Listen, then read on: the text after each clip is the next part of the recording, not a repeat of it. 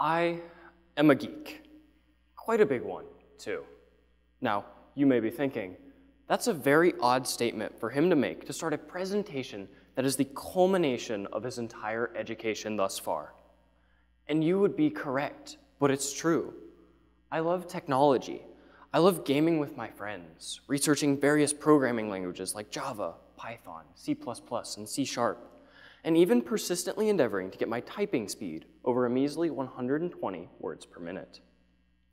I find all of these activities incredibly enjoyable, but another reason I have such a passion for tech is because I recognize the many ways in which it is becoming fundamental to society. Think about it. When was the last time that anyone in this room went a single day without using some sort of technological application?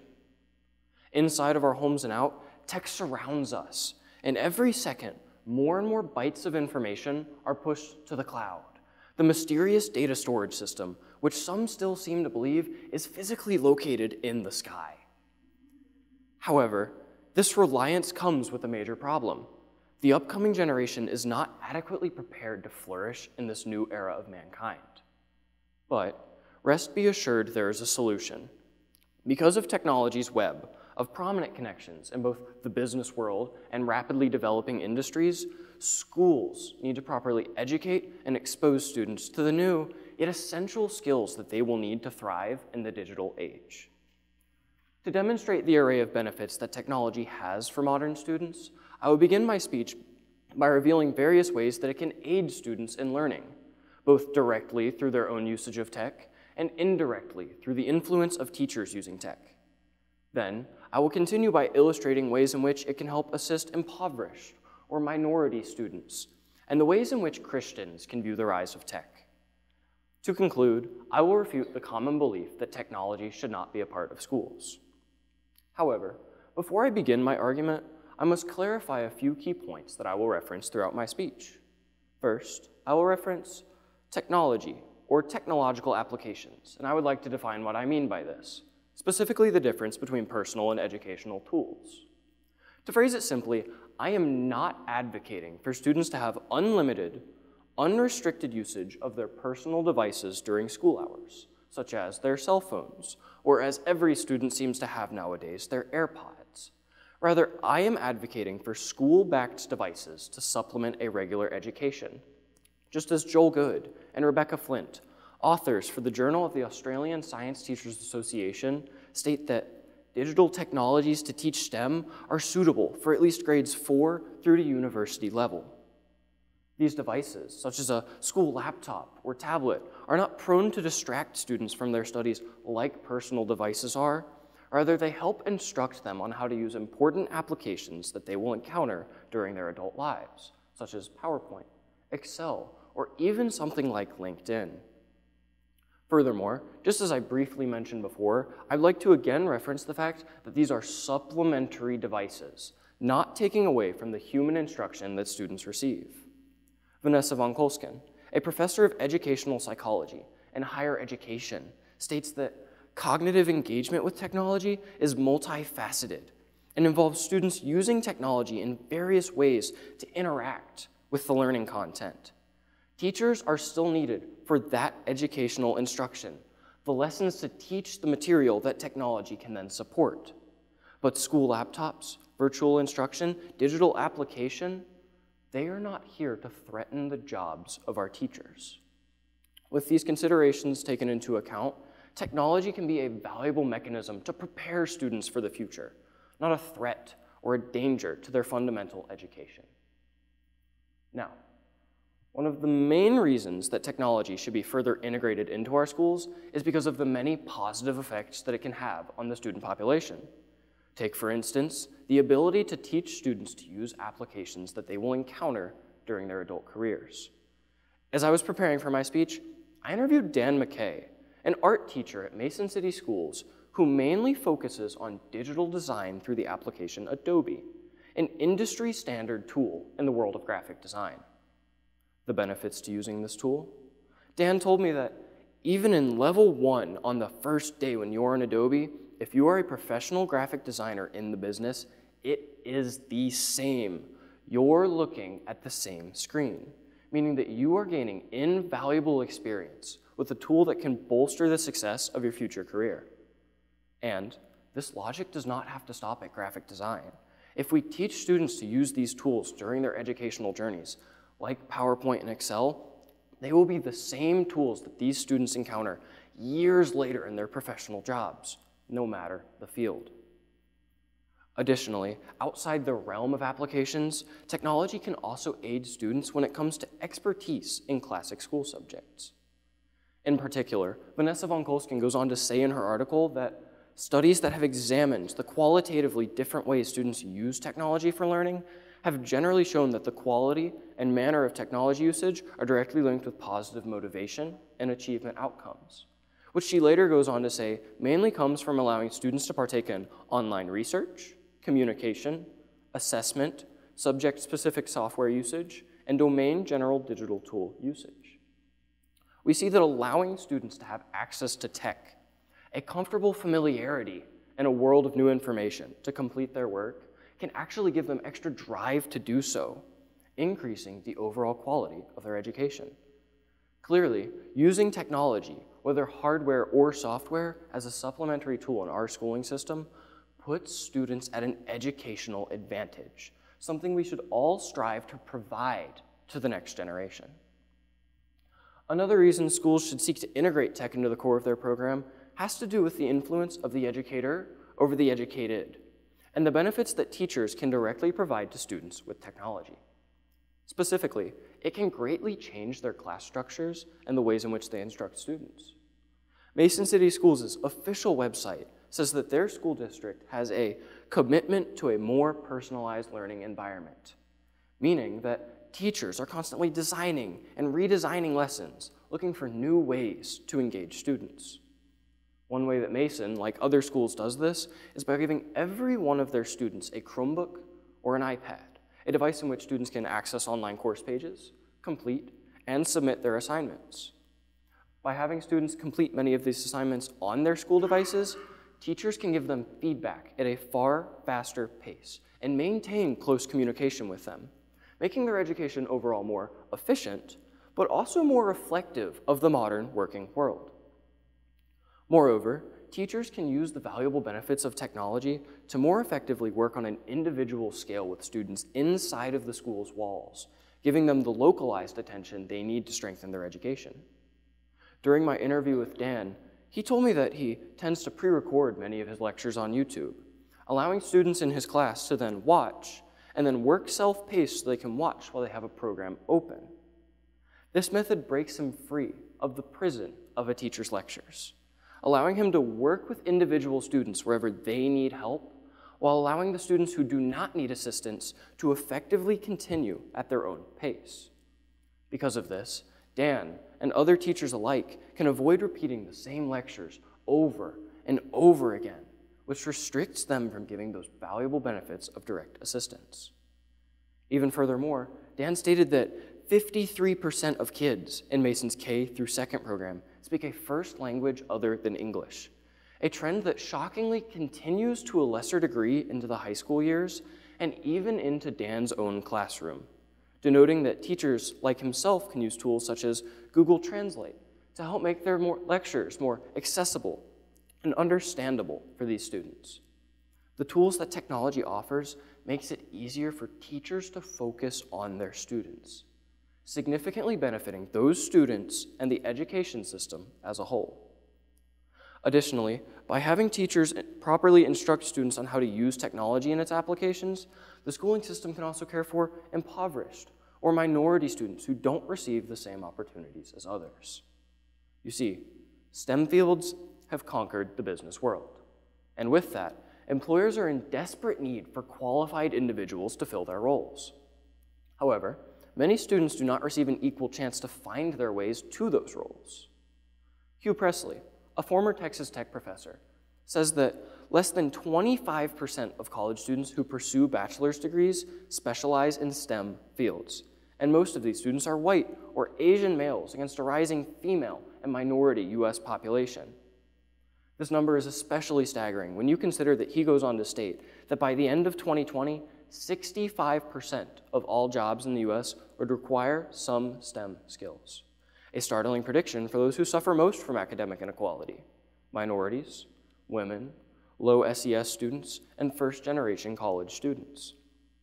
Change needs to occur to give these low SES, or low socioeconomic status, and other individuals the possibility to both believe in their capabilities to enter these fields, but also to have the basic skills necessary. But how do we expose these people groups to these skills when they don't receive that exposure through their homes? The solution needs to come from a place they all have in common: the schooling system, with proper integration and instruction. Parents and students alike need to push their teachers and their administrators to allocate funding for technology, and those same individuals need shown the weighty benefits that it has for their students. Take Angela McFarlane, an author for the British Journal of Educational Technology, who says that schools have yet to take advantage of the potential of technology in the classroom to tackle the digital divide and give every student the skills they need in today's connected world. But further going on to state that small-scale studies where individual teachers achieve outstanding results using computers continue to emerge and have done so for many years. We need to give students the exposure they so desperately need through the schooling system. We need to supply them with basic hardware devices, just as Mason schools do, and we need to familiarize them with popular digital applications like Microsoft's. Even accustoming students to online databases of information will help prepare them for the future, as no company will give a new hire solely books and manuals for training. Rather, in our current era, they will give them access to banks of online information to work through. If we inform schools of these benefits, we raise our voices to those in power to change their ways, the gaps and the stereotypes surrounding tech education will likewise begin to decrease. And with the rapid pace at which we integrate tech into society, this reform needs to come as soon as possible, as it will help care for those most endangered from these changes. In addition to the educational benefits that the integration of technology has for modern students, it also plays a major role in the lives of Christians, revealing itself as a common grace that can be applied to our daily lives. However, before we can truly understand this grace, we must first consider where the tech truly comes from, the place where all things originate from: God. You see, technology as a topic generally seems disconnected from the Christian faith, and many Christians like to push it to the side, out of the light. But as Tony Reinke, Christian writer and producer for John Piper's podcast, states, human tech is about him, the world's greatest innovators who are working right now in a lab or factory or hangar or space station exist by divine appointment. God is the genesis of human innovation and the creator of human inventors. Technology should not be pushed away out of the light. Rather, it should be accepted as a part of God's sovereign plan, a gift for all of mankind to use to their advantage. But how do we, believers in a digital age, properly utilize these tools? I believe, just as I have been saying, that we integrate it into our schools and teach students how to properly use it, allowing the technology to then work as a common grace to these upcoming generations. One of the many things mankind has been blessed with in the first place is the ability to be educated, just as we read in Acts that Moses was instructed in all the wisdom of the Egyptians, and he was mighty in his words and deeds. In our modern context, we are to not raise our students in the ways of the ancient Egyptians. Rather, we are to raise them with the necessary skills to thrive in our current era, the skills of how to use technology to one's advantage, and we are to give them those talents. And as Christians, we need to strive to apply these principles to our daily lives, seeking to take full advantage of the blessing of technology that God has put there. Yet, even facing technology's widespread benefits, because of its frequent usage in the modern era, some would argue that students are already appropriately knowledgeable on how to use tech and already subject to far too much screen time. But with the evolution of technology, we can see that these skills are important to continue educating our students with in order to enhance their minds. Even I, someone who could spend my every waking minute working with technology, can recognize that it has woven itself into society to a frighteningly exponential degree. You wake up, the first thing you do is look at your phone, a piece of technology. All of your communication with others is bound around tech, because let's be serious. When was the last time that someone actually wrote a physical letter to communicate? And some people are even starting to get refrigerators that have screens on them, putting a screen in front of their face before they can even get the milk for their morning cereal. Because of these reasons, one could easily assume that students do not need the extra digital influence during their school hours. Take James Loeffler, a University of Virginia professor who said back in 2013 that students enter college as digital natives, already more literate and fluent than their professors will ever be, a mentality that many still hold to today. Admittedly, it is a simple task to see how familiarized the majority of students have become with technology. But with that, there is an even greater need to teach them how to properly use it. Over the past few years, there has been a sharp decline in students' abilities to use tech for practical purposes, outside of texting at a lightning speed or completing the daunting task of changing their grandparents' phone settings. During my interview with Dan, I asked him whether or not he felt like his students who joined his class were knowledgeable enough to jump right in and start using his technology. And he actually responded by saying that my generation, current high schoolers and below, are less adept at tech than kids in general 5 to 10 years older. To defend this claim, he remarked that since the current generation of students all have been raised with it from day one, and most of the tech is so intuitive that when it doesn't work, many people their age haven't problem solved and give up. The ability to problem solve technology when it malfunctions or does not work properly is not an inherent skill that students possess. Rather, it needs to be taught to them by an experienced source, a source that can reach the masses, the schooling system. And we, as those who understand the advantages that it brings, need to preach the potential to those in power, seeking to bring about change to the ways our students are educated. The world is undergoing a digital metamorphosis, meaning that we are all entering a brand new era in the history of mankind. Technology's influence over every aspect of our lives is here to stay, so we need to be prepared, and we need to prepare subsequent students to adapt to this time period. Our voices must be heard by those with the ability to bring change in the schooling system, the students themselves, the parents of those students, and especially those guiding the direction of the system, the administrators, so they can recognize the dire imminence of the situation and prepare students for the now, quote, 75% of the fastest growing occupations that require STEM knowledge, end quote. For those who even feel called, there are ways to give to the cause through organizations like adoptaclassroom.org, who focus on supplying teachers and schools with necessary tools and resources to aid their students. So, take it from a geek. The prosperity of the next generations and their ability to utilize technology to their advantage lies in your hands. Therefore, do not take the opportunity for granted. Fight for the poor, for the underprivileged, and even for the average students who need their school's assistance to bolster their future success. Thank you.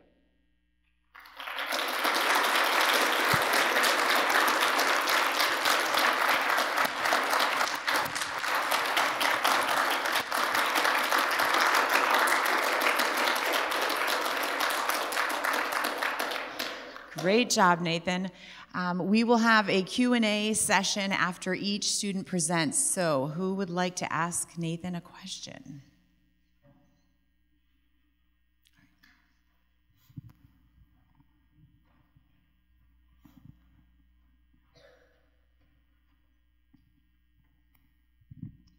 Thank you.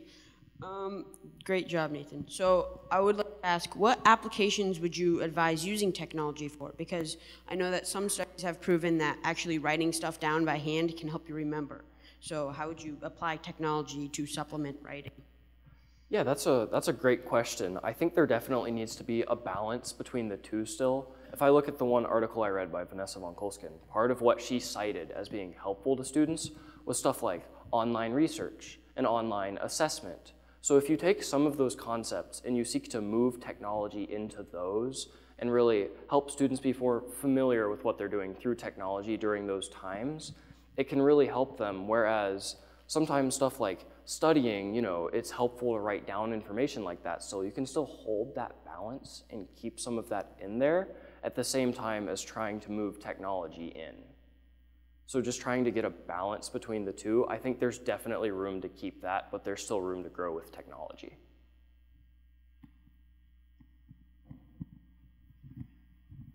At what grade would you say technology should be introduced into schools? So the one that I cited said grades 4 through 12, because I would say there's a lot of stuff at a fundamentally early age that you have to keep there. Like Johnny sort of said in the last question, you can't teach students how to write with technology. If you were to trace letters on a screen with a computer mouse, that's not going to teach you good handwriting. So I think keeping some of those younger students at a fundamentally base level and not moving it too far with them, but then introducing it at that like 4th, 5th grade level when they can start to use technology and it can be more of a valuable benefit to them, I would start to move it in at about that age.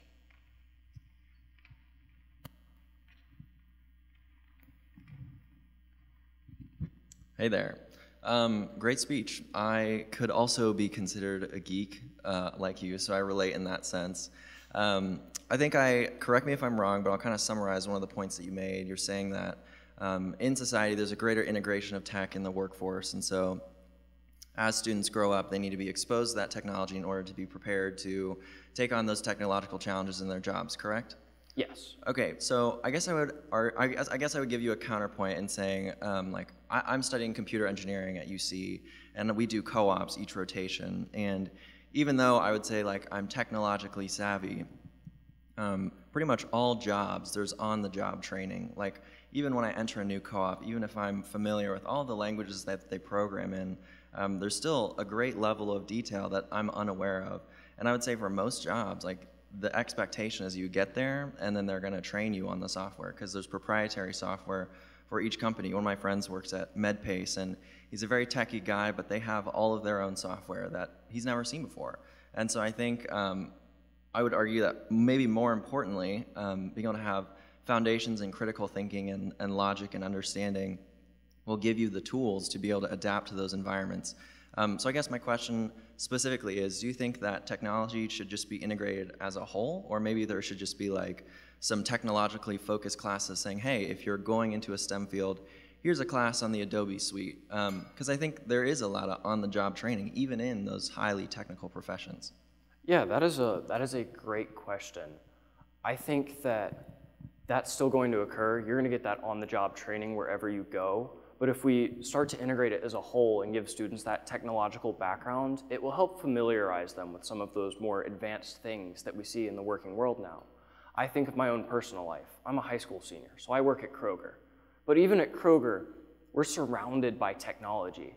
And a lot of these kids who understand it better, who understand how to work through the ins and outs of it better, tend to thrive more, even though we still give them that on-the-job training there. And the kids who are less familiar with it tend to have a harder time adjusting to it in training, so they struggle more in the short term. So I think there's definitely room still to grow and to integrate it as a whole to our schooling system.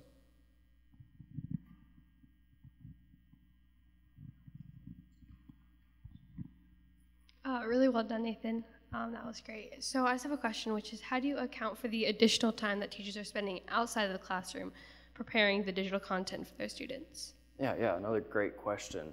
So I would respond to that by saying that teachers already do a lot of prep outside of the classroom. I see my own mother do that. As a teacher, there's a lot of hours put into it behind the scenes. But I think as we start to adjust technology into the classroom, it will sort of balance itself out, where they might lose some of the prep that they're doing without technology by gaining that prep that they're doing with technology. Because if we're gonna push technology into the schooling system, we're gonna have to take away some of what's already there to fit it in and save that time to use it.